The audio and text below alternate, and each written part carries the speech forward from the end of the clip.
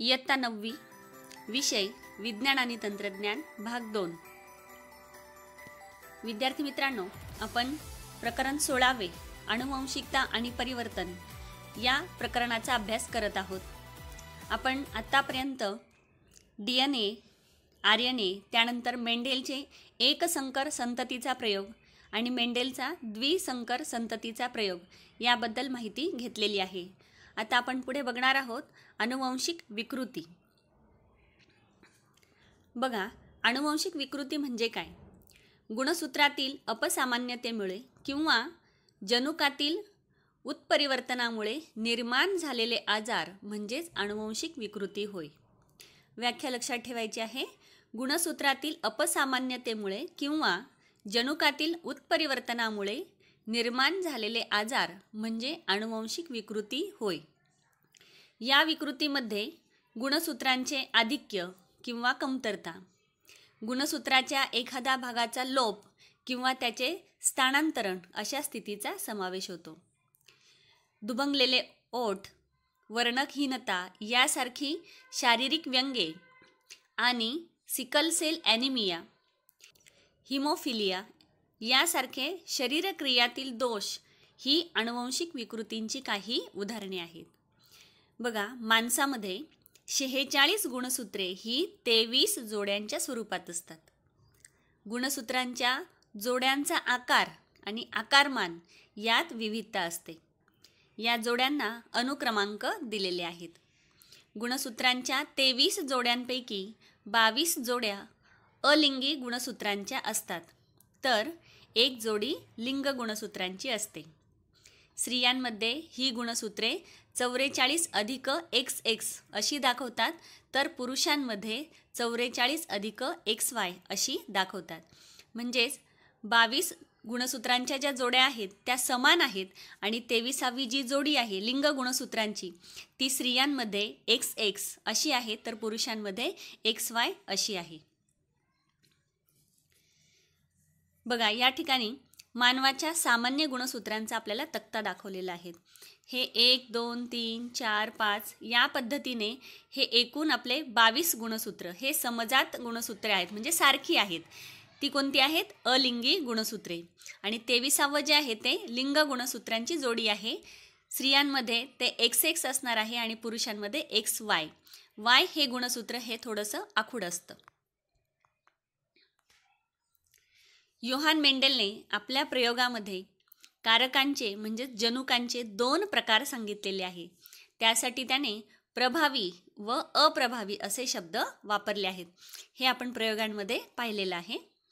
मानवी पेशीतील गुणसूत्रांची संख्या, त्यांचे लिंग सापेक्ष प्रकार, त्यावर असणाऱ्या जनुकांचे प्रकार म्हणजेच प्रभावी की अप्रभावी या बाबी विचारात घेतल्या तर अनुवांशिक विकृती कशा उद्भवतात आणि त्यांचे संक्रमण कसे होते हे लक्षात येते। आता आपण बघूया गुणसूत्रांच्या अपसामान्यतेमुळे निर्माण होणाऱ्या विकृती। गुणसूत्रांच्या एकूण संख्येत बदल झाल्यास पुढील दोष उद्भवतात। अलिंगी गुणसूत्रांची संख्या कमी झाल्यास जन्मणारी संतती वांझ नसते। या उलट अर्भकाच्या एकूण गुणसूत्रांच्या संख्येत एखादी अलिंगी गुणसूत्रांची जोडी वाढली तर जन्मणाऱ्या बालकात शारीरिक किंवा मानसिक दोष निर्माण होतात आणि त्याचे आयुर्मानसुद्धा कमी असते। यातील काही विकृती आता आपण पुढे अभ्यासणार आहोत। पहिली आहे डाऊन सिंड्रोम किंवा मंगोलिकता। त्यालाच काय म्हटलेलं आहे? डाऊन संलक्षण। यामध्ये 46 अधिक 1 म्हणजे एक गुणसूत्र इथे जास्त आहे। 21व्या गुणसूत्राची त्रिसमसूत्री अवस्था म्हणजे 21वे जे गुणसूत्र आहे त्याच्यामध्ये एक गुणसूत्र अधिकचं आहे। गुणसूत्रातील अपसामान्यतेमुळे उद्भवणारी डाऊन सिंड्रोम किंवा मंगोलिकता ही एक विकृती आहे। ही विकृती मानवाच्या बाबतीत पहिल्यांदाच शोधलेली व वर्णन केलेली गुणसूत्रीय विकृती आहे। यात गुणसूत्र रचनेमध्ये एकूण 47 गुणसूत्रे दिसतात। या विकृतीला ट्रायसोमी 21 म्हणजेच एकाधिक द्विगुणितता 21 असेही म्हणतात. कारण या विकृतीत अर्भकाच्या शरीरातील सर्व पेशींमध्ये 21व्या गुणसूत्राच्या जोडीबरोबर एक अधिकचे गुणसूत्र असते. त्यामुळे अशा अर्भकात 46 ऐवजी 47 गुणसूत्रे दिसतात. अशी बालके शक्यतो मतिमंद व अल्पायुषी असतात. मानसिक वाढ खुंटणे हे सर्वात जास्त ठळक वैशिष्ट्य होय. बघा, या ठिकाणी चित्रामध्ये आपल्याला डाऊन सिंड्रोम बाधित मूल दाखवलेले आहे.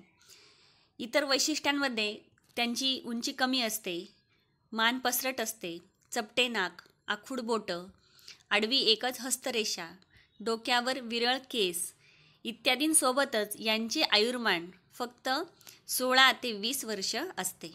यांच्या चेहऱ्याची ठेवण मंगोलियन व्यक्तीसारखी असते. त्यानंतर दुसरी विकृती आहे टर्नर सिंड्रोम. त्यालाच टर्नर संलक्षण असं म्हटलं जातं. अलिंगी गुणसूत्रांप्रमाणेच लिंग गुणसूत्रातील अपसामान्यतेमुळे सुद्धा काही विकार उद्भवतात. टर्नर सिंड्रोम किंवा त्यालाच 44+X या विकारात एका X गुणसूत्रातील लैंगिकतेशी संबंधित भाग निकामी झालेला असल्याने एकच X गुणसूत्र कार्यरत असते किंवा जनकाकडून एकच X गुणसूत्र संक्रमित होते. अशा स्त्रियांमध्ये 44+XX म्हणजेच एकूण 46 या स्थितीऐवजी 44+X अशी स्थिती असते. अशा स्त्रियांमध्ये प्रजनेंद्रियांची वाढ पूर्ण झालेली नसल्यामुळे त्या प्रजननक्षम नसतात. आणि पुढचा अजून एक आपल्याला विकृती दिलेली आहे ती म्हणजेच क्लाइनफेल्टर सिंड्रोम. क्लाइनफेल्टर संलक्षण. यामध्ये गुणसूत्र कसे आहेत बघा, 44+XXY. बघा, पुरुषांमधील लिंग गुणसूत्रातील अपसामान्यतेमुळे हा विकार उद्भवतो. यात पुरुषांमध्ये 44+XY याशिवाय आणखी एक X गुणसूत्र अधिक असल्यामुळे गुणसूत्रांची एकूण संख्या 44+XXY अशी होते. ज्या पुरुषांमध्ये गुणसूत्रे अशा स्वरूपात असतात ते पुरुष अल्पविकसित असतात व प्रजननक्षम नसतात. अशा प्रकारच्या विकृतीला क्लाइनफेल्टर सिंड्रोम असे म्हणतात. त्यानंतर पुढची विकृती आहे एकजनुकीय उत्परिवर्तनामुळे होणारे रोग. त्यालाच एकजनुकीय विकृती असे सुद्धा म्हटले जाते. एखाद्या सामान्य जनुकामध्ये उत्परिवर्तन होऊन त्याचे रूपांतर सदोष जनुकात होण्याने जे विकार उद्भवतात त्यांना एकजनुकीय विकृती असे म्हणतात. बघा, एखादे सामान्य जनुक आहे, त्याच्यामध्ये काही बदल होतात आणि त्याचं रूपांतर दोषयुक्त जनुकामध्ये होऊन जातं आणि त्यामुळे एकजनुकीय विकृती तयार होतात. या प्रकारचे सुमारे 4000हून अधिक मानवी विकार माहीत झालेले आहेत. सदोष जनुकांमुळे शरीरात जनुकांमार्फत होणारी उत्पादिते तयार होत नाहीत किंवा अत्यल्प प्रमाणात तयार होतात. या प्रकारचे चयापचयाचे जन्मजात विकार कोवळ्या वयात जीवघेणे ठरू शकतात. अशा प्रकारच्या रोगांची उदाहरणे हचिन्सन्स रोग, टे-सॅक्स रोग, गॅलेक्टोसेमिया, फेनिलकिटोनेमिया, सिकलसेल ॲनिमिया. सिकलसेल ॲनिमियालाच दात्रपेशी पांडुरोग असेही म्हटलं जातं. सिस्टिक फायब्रोसिस म्हणजेच पुटी तंतुभवन, वर्णकहीनता, हिमोफेलिया, रात आंधळेपणा इत्यादी आहेत. त्यापैकी आपण वर्णकहीनता आणि दात्रपेशी पांडुरोग यांची माहिती इथे अभ्यासणार आहोत. आपण बघूया. वर्णकहीनता हा एक जनुकीय विकार आहे.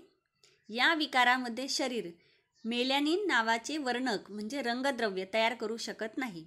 बघा, हे मेलॅनिन नावाचे जे रंगद्रव्य असतं त्यामुळे आपल्या त्वचेला रंग येतो. डोळे, त्वचा आणि केस यांना मेलॅनिन या तपकिरी रंगाच्या वर्णकामुळे रंग येत असतो. वर्णकहीन व्यक्तीची त्वचा निस्तेज आणि केस पांढरे असतात.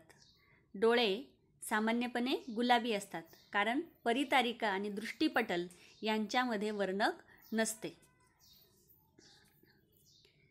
त्यानंतर पुढचा विकार आहे दात्रपेशी पांडुरोग, सिकल सेल ॲनिमिया. प्रथिने, DNA इत्यादी सारख्या रेणूंच्या रचनेतील कोणत्याही अगदी थोड्या बदलांचा परिणाम रोग किंवा विकार होण्यामध्ये होत असतो. हिमोग्लोबिन रेणूच्या रचनेतील 6वे अमिनो आम्ल म्हणजे ग्लुटामिक आम्ल होय.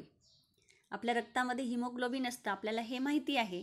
आणि मग त्यामधील जे 6वं अमिनो आम्ल आहे ते म्हणजे ग्लुटामिक आम्ल. आपल्या शरीरामध्ये 20 प्रकारची अमिनो आम्ले असतात. याची जागा व्हॅलिन या आम्लाने घेतल्यास हिमोग्लोबिनच्या रेणूची रचना किंवा त्याचा आकार बदलतो. त्यामुळे लोहित रक्तकणिकांचा विवृत्ताकृती असलेला सामान्य आकार विळ्याच्या आकाराचा बनतो. या स्थितीला दात्रपेशी पांडुरोग असे म्हणतात. या विकाराने बाधित व्यक्तीमध्ये हिमोग्लोबिनची ऑक्सिजन वाहून नेण्याची कार्यक्षमता कमी होते. या स्थितीत अनेकदा लोहित रक्तकणिकांची गुठळी तयार होते आणि त्या नाश पावतात. परिणामी रक्तवाहिन्यांमध्ये अडथळा निर्माण होतो आणि अभिसरण संस्था, मेंदू, फुफ्फुसे, वृक्क इत्यादींना हानी पोचते. सिकल सेल आजार अनुवंशिक आहे. गर्भधारणेच्या वेळी जनुकीय बदलांमुळे हा आजार होतो. आई आणि वडील दोघेही सिकल सेलग्रस्त किंवा वाहक असल्यास त्यांच्या अपत्यांना हा आजार होऊ शकतो. त्यामुळे समाजातील सिकल सेल वाहक किंवा सिकल सेलग्रस्त व्यक्तींनी आपापसात विवाह टाळावा. मग त्यासाठीच विवाहपूर्व ही तपासणी केलेली आवश्यक असते.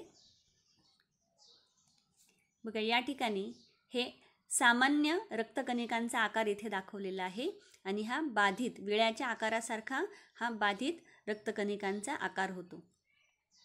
सिकल सेल आजाराने बाधित व्यक्तींचे प्रकार: सिकल सेल वाहक व्यक्ती AS कॅरियर आणि दुसरी आहे सिकल सेल ग्रस्त किंवा पीडित व्यक्ती, त्याला SS सफरर असं म्हणतात. मग आता ह्या रोगाची लक्षणं कशी ओळखायची ते बघूया आपण.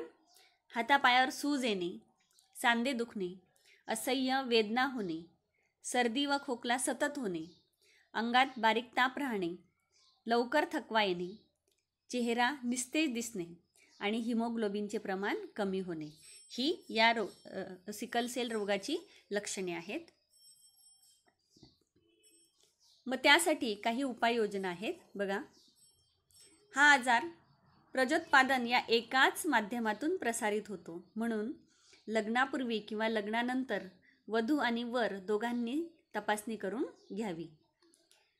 सिकल सेल वाहक किंवा पीडित व्यक्तीने दुसऱ्या वाहक किंवा पीडित व्यक्तीशी लग्न टाळावे. आणि सिकल सेल आजारी व्यक्तीने दररोज एक फॉलिक ॲसिडची गोळी सेवन करावी. बघा, मग आपल्याला दर आठवड्याला फॉलिक ॲसिडची गोळी दिली जाते. मग ती का दिली जाते तर आपल्याला सिकल सेल हा आजार होऊ नये यासाठी आपल्याला ती गोळी दिलेली असते. पुढची विकृती आहे तंतुकणिकीय विकृती. बघा, तंतुकणिकेतील DNA रेणूतील जनुकेसुद्धा उत्परिवर्तनाने सदोष होऊ शकतात. भ्रूण विकसित होताना अंडपेशीकडूनच तंतुकणिका येत असल्याने या प्रकारे उद्भवणारे विकार फक्त मातेकडूनच संततीला मिळतात. लेबेरची अनुवंशिक चेता विकृती ही तंतुकणिकीय विकृतीचे उदाहरण आहे.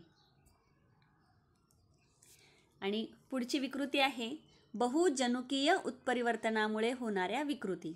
आता आपण बघितलं एक जनुकामध्ये जर उत्परिवर्तन झालं तर कोणत्या विकृती होतात ते आपण आता बघितलं.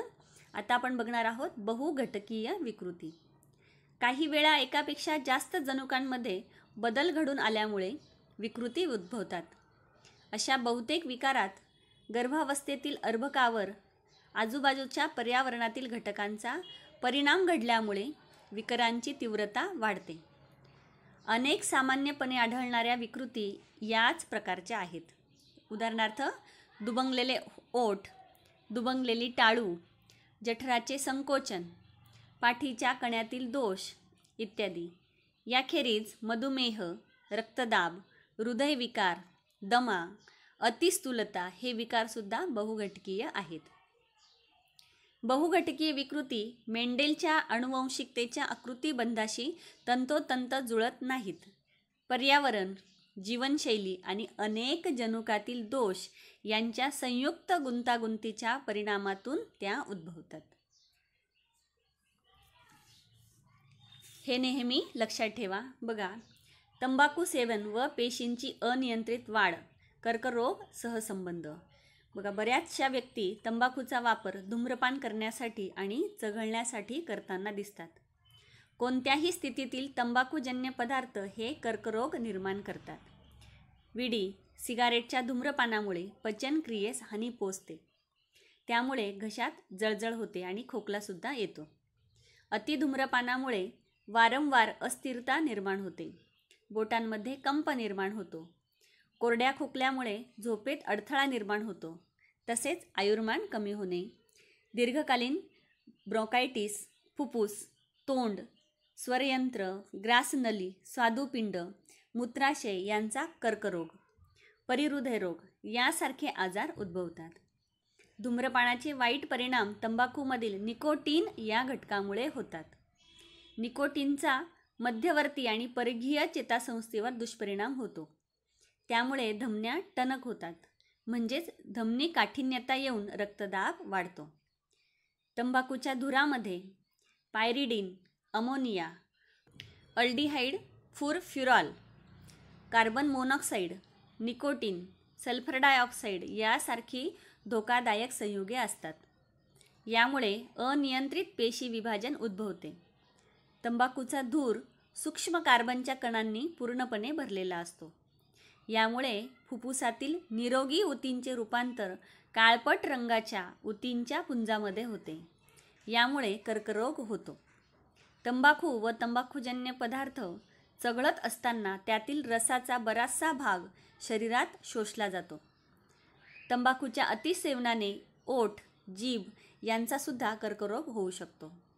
दृष्टिदोष, चेताकापरे होऊ शकतात. म्हणून कर्करोगापासून शरीर संरक्षित ठेवायचे असेल तर धूम्रपान, तंबाखू तसेच तंबाखूजन्य पदार्थांचे सेवन टाळावे. बघा, या ठिकाणी हे आपल्याला विकार दाखवलेले आहेत. अशा प्रकारे आपण अनुवांशिकता आणि परिवर्तन या प्रकरणाचा अभ्यास पूर्ण केलेला आहे. आता आपण जो भाग बघितला त्यावर आधारित काही प्रश्न बघूया आपण. थोडक्यात माहिती लिहा. डाऊन सिंड्रोम किंवा मंगोलिकता, एक जनुकीय विकृती आणि सिकल सेल ॲनिमिया लक्षणे व उपाययोजना ही उत्तरे तुम्ही वहीत लिहायची आहे. त्यानंतर सहसंबंध लिहा. त्यानंतर अनुवांशिक विकृतीच्या माहितीच्या आधारे ओघ तक्ता तयार करा. अनुवांशिक विकृती आपण 4 प्रकारच्या बघितलेल्या आहेत, त्या तुम्ही इथे लिहायच्या आहेत. आणि अ, ब व क गटांचा परस्परांशी काय संबंध आहे ते तुम्ही इथे दाखवायचे आहेत किंवा त्या जोड्या तुम्ही जुळवायच्या आहेत.